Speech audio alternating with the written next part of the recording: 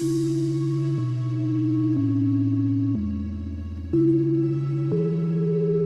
to this episode of Living Room. This is season 1, episode 10, where we have real conversations with real people discussing real topics.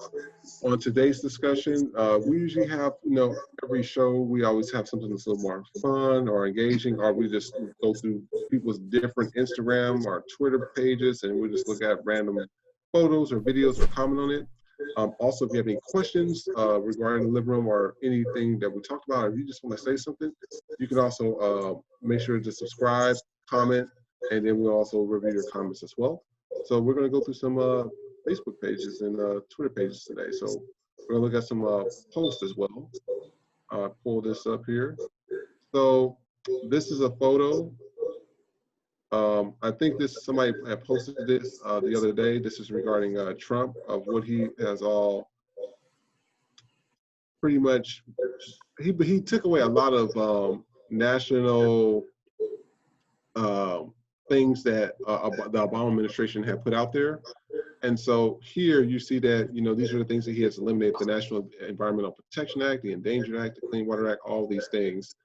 Occupy Democrats posted this post. And I want to see what you guys thought about, the Trump administration and eliminating all these acts out here.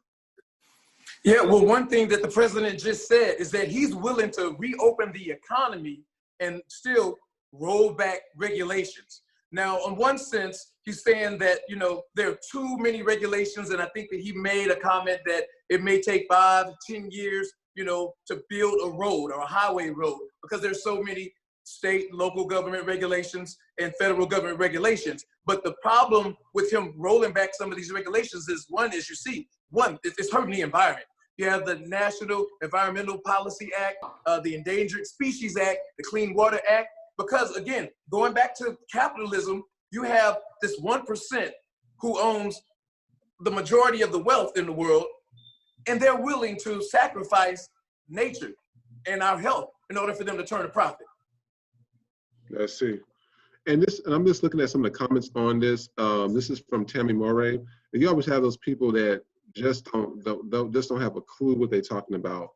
She said, "I'm glad you all like socialism. A vote for a Democrat is a vote for Agenda 21. See how happy you all be alive, all stacked up in a city with the government telling you what you can and can't do.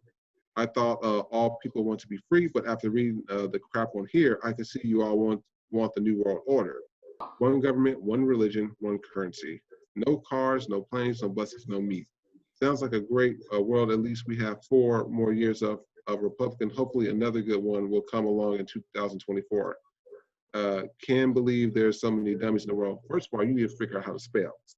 Because if you're trying to clap back at people and you're trying to say they're dumb, at least you need to make sure that you know how to spell on here. So that's definitely one. Or not sound dumb with their comment. Yeah, the comments are dumb, and they really don't make sense, because you have regulations in place for the safety and the health of the people. That is a Supreme Court case that gives the states the police power. That's why Trump thought that he could close down the government due to COVID-19. He doesn't have that power. The powers are up to the states, because the states have the police power to regulate health, welfare, and safety. And so without those measures, you're going to see what you have now: Republicans taking away those safeguards, and it's going to end up harming people like her who made that ignorant comment. Yeah. This is another photo. I actually like this photo right here. This is another one that was posted on social media, so we'll go ahead and display that one as well. This one is regarding Trump as well. Africans is a shithole country. Then this is against Colin Kaepernick, son of a bitch. This is against she is a low IQ individual. This is for Don Lemon. He's the dumbest man on television. And for LeBron James, making LeBron look smart isn't easy. And somebody put this at the bottom of the picture: if you don't see Trump's racism, you're blind. What do you guys think about this photo? Yeah, first of all, Maxine Waters, the congresswoman from LA, she is from St. Louis, and actually my uncle married her sister. So she's my uncle's sister-in-law. Oh. Yeah. So really? I take offense with him calling my auntie a low IQ person. You know how people are, those who have low IQ call other people dumb, just like the last Right, comment. absolutely right. And this was so Ryden with Biden posted this. He said, okay, Joe made a stupid joke and apologized. Because this is regarding the whole Joe Biden thing with you're not black if you don't vote for him. It was some type of comment he made. No, that's Now, on my, yep. I can't say So enough. it says why any black folks will support a man with Trump's documented record of bigotry is a mystery. And this list doesn't even include him calling neo-Nazis very fine people, which I thought was a dumbass comment too. So somebody comment, this is David Lee Christie. She said, you do realize that these posts were in direct response to those who attacked him on social media, correct? Let's talk about Biden's track record of racism, shall we? Let's look at his stance on forced busing. Not sure where she's getting with that. Mike Kirkland, you Democrats are high as hell, 2020 snowflakes. Andrew Lyne, I don't like Trump and would never vote for him, but saying something negative about an individual who happens to be a different race that you are is not the same thing as making a racist remark. This approach is why the left has lost so much support. Why the Democrats choose Biden out of all the candidates available is baffling. Beginning to be convinced that left does not want to be Trump. What do y'all think of these comments? Because it seems like everybody just want to open their mouth and talk, but everybody ain't listening. I agree. Yeah.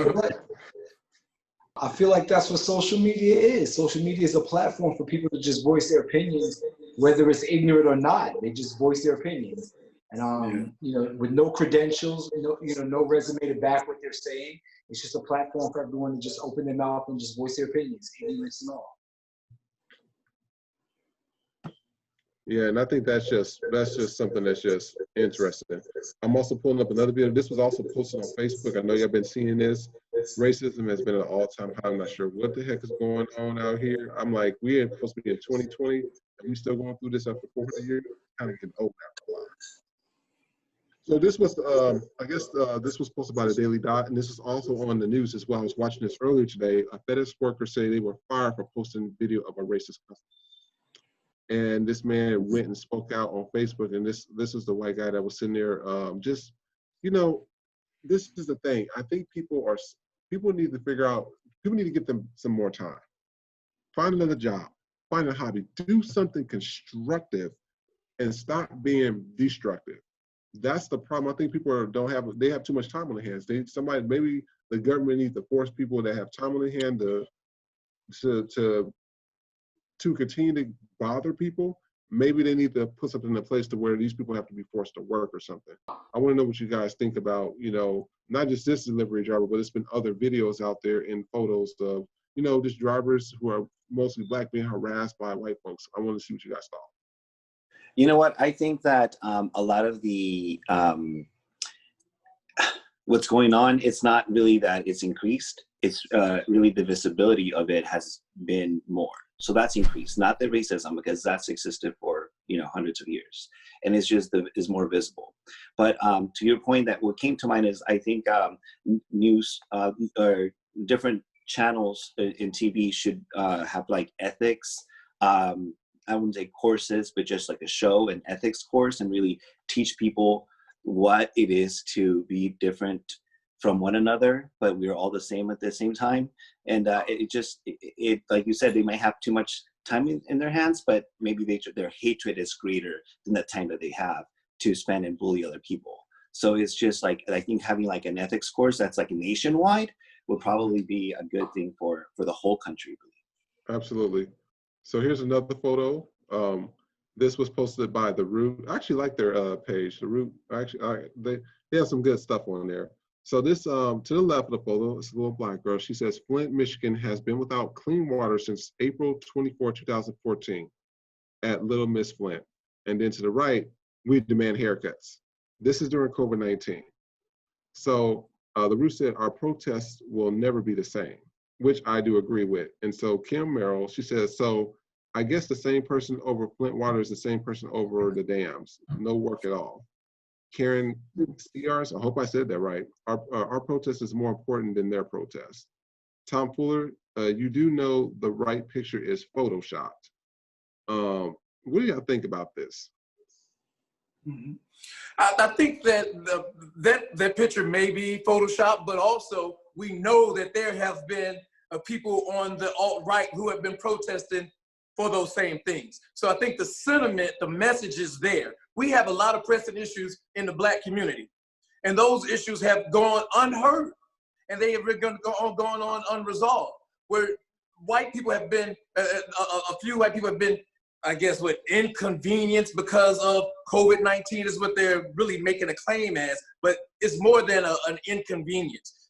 People just need to stay home and make sure that not only they stay safe, but they don't spread the disease so that other people stay safe. I just think it's selfish that you have alternate right and conservatives marching on Capitol Hills and protesting to reopen the economy without looking at the facts that this is a disease that is killing people. This is a sickness that's killing people, and there's not even a cure in sight.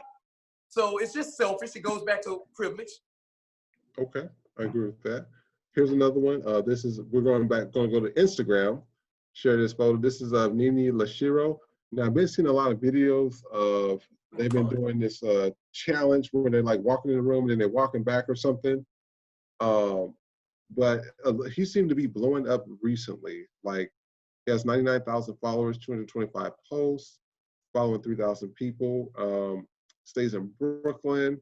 So a celebrity designer, because I've seen that he designs outfits. Have anybody ever visited his page before? No, but I've seen his TikToks.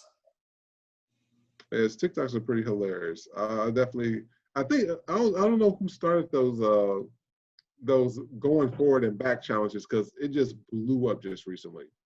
So I actually pretty much, I like it. What does everybody else think? I haven't really seen any of his videos, quite frankly. I'm kind of interested. I'm intrigued to go on TikTok and check him out. But I just saw that outfit. That thing was lit. I really like that outfit on that girl. And here's going to be our last video that I'm going to show. This is more of a political video, not video, but political photo. Oh, it's about to end soon. Yeah, Zoom updated everything. Yeah, that's what I was having problems with all that.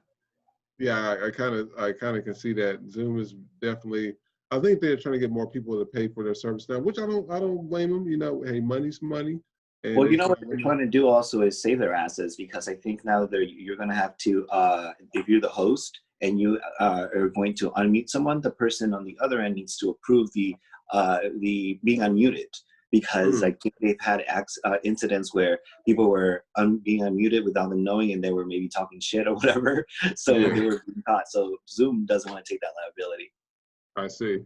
And here's our last photo of the day. At the top, this is I think this is McConnell. I try not to. Mitch McConnell. He's just. The Obama administration didn't leave us a playbook on how to deal with the pandemic. And Obama said to Obama, bitch, I left you a 69-page playbook on how to deal with the pandemic. You just chose to ignore it. What do y'all think of that picture? Hashtag that part. Trump just, and he just did nothing with it. Dismantled, like you just listed, all of the things that he got rid of. Fired all the entire pandemic group, the pandemic team over in China. There was all these things that Obama spoke about in press conferences, predicting that this may happen. And now we're here and we have nothing to show for, because Trump decided that wasn't needed. So here we are now. I see. So what we're going to do is we're going to get to our next segment, which is the company, our product or service of the day, and we're going to be speaking about insurance companies. I think I've been with Progressive, Esurance, Geico, Safeco. I've been with a few of them.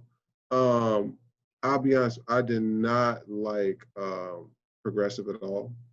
I did not like them. I beg to differ. And I didn't like Esurance as well, but I do like Geico though. Geico's website and everything is just designed very well. And like if you have any issues or you want to get your bill rescheduled or anything, they make it very easy for you. So I want to know what you guys thought about our current car insurance companies, and what car insurance company you currently have right now. Let me speak to that real quick. I think that I actually had a different experience with Progressive. I had them for many, many years until I got quoted in a better. I got a better quote with. I think I have Farmers right now because of my home, my cars, and my business. But to say the least, all insurance companies are. They were listening to me. They were scared. You know what? All they do is, take our money, and they're to insure us. But when we really need the insurance, they'll raise our premiums. Or I had an instance where my dog was falsely accused for biting somebody. That proves that the people weren't even close. I have a pit bull, and it was a scratch on the little kid's back leg, and it was like torn. Now, if a pit bull bites you, he's not letting go. So it's not like he's going to just dismiss me being my pit bull was next to me. So it's just not going to let you go. He's going to bite you and he's going to take a chunk. So because I went through my insurance just to protect me from their lawsuit, now they're giving me a release of liability for my pet because they think that it's too much of a liability for them. But I've been paying all these premiums however many years. So I think that all the insurance companies are a lie. They're a scam, but we have no choice but to, purchase them because we want to be safe, essentially. I definitely agree with what you're saying. I do feel that all the insurance companies have the same concept. It's a scam system. So for me, I've been with almost every insurance company there is because I just go with whoever offers me the lowest premium and the lowest monthly payments. At the end of the day, your job is to protect me. That's it. Yeah, my life every day, that's what I do as a personal injury attorney. I'm a plaintiff's attorney. We sue insurance companies. So the best thing that we can do as consumers is to make sure that we get the best rates and we talk about our policies with the agents to make sure that we're covered because you both are right. At the end of the day, they're in business to collect money and invest our premiums. And when we do have claims, then it's a different ball game. I try to tell all my clients that, and they end up, having stories like yours. They see this is how insurance companies function. They don't make money by paying out claims. They make money by collecting those premiums and then investing those premiums. And then they make a profit on reinsurance. So there's a farce that they go up on premiums because of claims. They've already made their investments on those premiums that they've collected. That's right. That's right. So what we're going to do, that pretty much concludes this show of The Living Room. Tune in next week when we start and we discuss, another 5 topics with other social media hosts. If you feel like you want to be a part of The Living Room, you can also go to our website at thelivingroomtvshow.com. You can also go to our YouTube, Instagram, our Facebook page. You can also send us a message if you're interested, or if you have a question or concern, you can also send us something as well. Thank you for joining The Living Room and have a good day. Thank you. Nice to meet you. Hi, thanks for watching The Living Room. If you like what you see, please like, share, and subscribe to our YouTube, Twitter, Instagram, or Facebook pages. In addition to that, if you feel like you would like to be a co-host on our show, please make sure to submit your audition tape to thelivingroomtvshow.com, or you can also submit it on one of our social media pages. In addition to that, make sure to submit your audition tape and the reason why you would like to be on our show. We'll see you next episode. Have a good day. This episode of The Living Room is sponsored by Juiced Up, Whey Smoothies on the Go. Juiced Up is a California-based company that offers smoothies and acai bowls on the go.